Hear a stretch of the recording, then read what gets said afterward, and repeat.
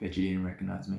It's been a very long time. So I've been losing a lot of direction these days, which is why I haven't been posting much. But recently I've been meticulously planning a lot to see what I wanted to report back about. And I decided that there's no better time than now to really go through some of the things that I wanted to talk about using YouTube as a platform. So here we go with the random decision maker generator thingy. Whatever it chooses is up to destiny, honestly.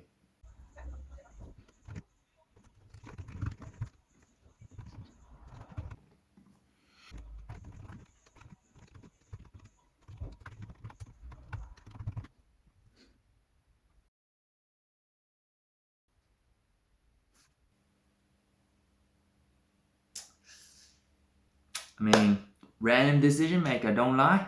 No, this is no, yeah. No. I guess I have to. I guess I have to. But seriously, I'm not sure if I told you, but kind of like a blink and you'll miss it moment. But if you read the title, I tore my ACL again. that does damage to your soul. Why me? Am I yawning or am I crying? I don't even know. Frick. But yeah, I have recently torn my left ACL, as if my right ACL wasn't enough. I tore my left, and this time I can't blame it on anyone else but myself. When did I tear it? I tore it on the 3rd of October while playing badminton, so when this video comes out, it'll be just about over a week since I tore it.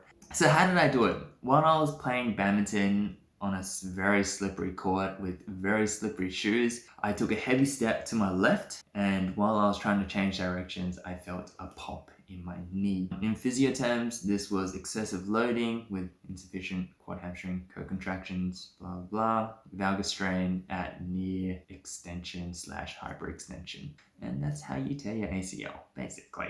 So I think the main question that a lot of people want to ask is, what do you do after you tear your ACL? And this is where we get to the most important point of this video. To me, it's actually a lot smoother because, you know, gotta like give it to myself, credit to where it belongs. This is the second time that I've torn it.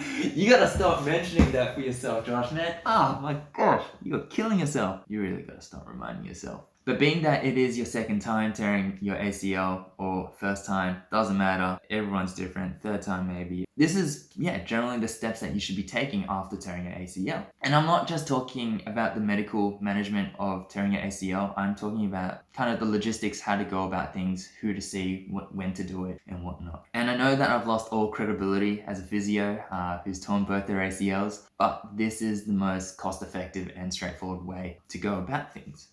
Wait, do I have to de-identify myself before I tell you my trade secrets, of like the physio trade secrets?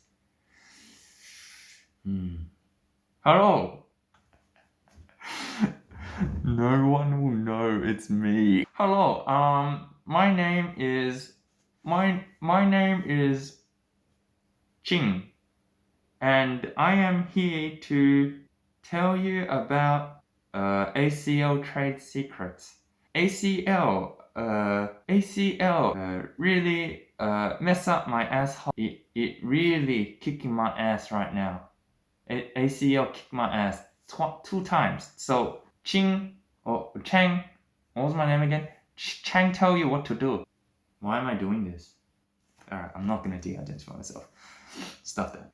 So immediately after you tear your ACL, do go to the GP to get an MRI referral. Because if you live in Australia, you are entitled to the Medicare cover, and that is only available if you go through a GP. Now, physios can give you an MRI as well, but it isn't bulk billed, so you're gonna have to pay the full fee. Now, if you do go through the GP, what could be a $450 scan is going to be rebated, and you can be rebated up to $340. So you do save up on basically 3/4 of the cost. And the reason why you want to go to a GP first is because if you aren't in the acute phase of tearing your ACL, then you may not be eligible for that bulk billed scan. Other things that make you eligible for the bulk build would be your age. So if you're between 16 to 49 years of age with a torn ACL in Australia, then yeah, by all means go see a GP first so that you can get that bulk build scan. For a lot of people and for people who I see at my clinic, because I am a practicing physio, before everyone forgets, let me just flaunt it.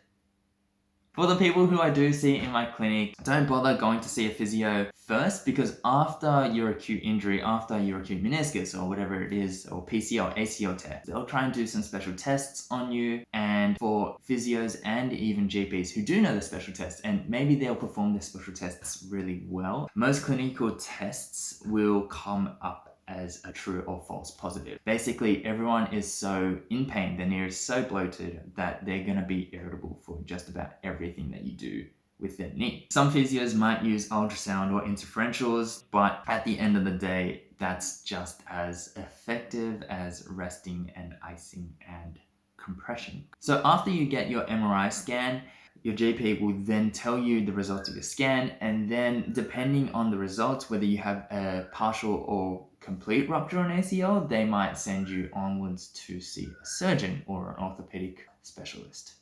Now, the specialist here is there to advise you what he can do for you. Usually, being a sports orthopedic surgeon, they're gonna want to operate on your knee. Specialists will tell you what's the viable treatment options for you. Usually, it's gonna be an ACL recon. They want your knee. They're after your knee, man. Now, that is everything on the operative side. So GP, specialist, physio for pre-rehab, and then specialist again for the orthopedic surgeon to actually do your reconstruction, and then back to physio to do the rehab that you need. Usually after tearing your ACL, confidence is reduced, and a lack of confidence is going to be the perfect recipe for re-tearing your ACL again. Now, on the conservative management, it would be going to see your GP for the MRI, getting your MRI, going back to the GP, and then going straight onto the physio. Now, if you do opt for the conservative management, just know that, do your own due diligence. And if conservative is one of the pathways that you want to go through, this is just seeing physio, basically for the rest of your life. So that will actually get you back onto functional movements a lot faster, because you don't have to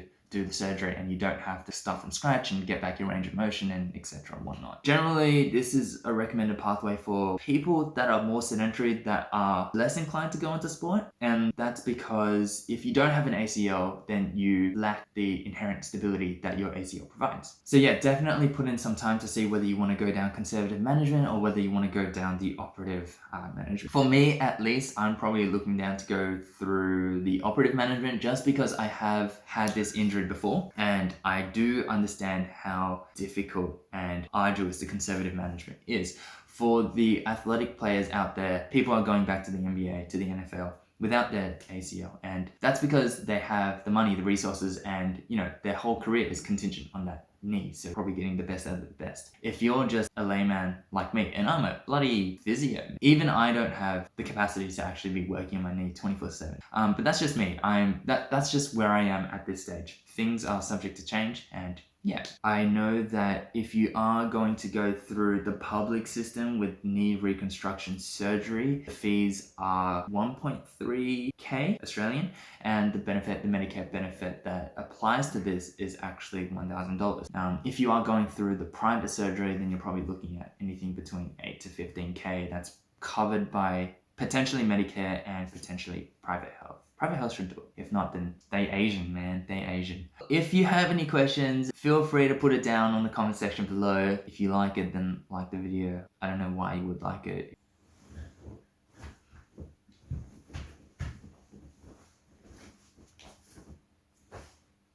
Alright, I'm gonna chill out. I think I should chill out now. You gotta chill. I'm Scorpion.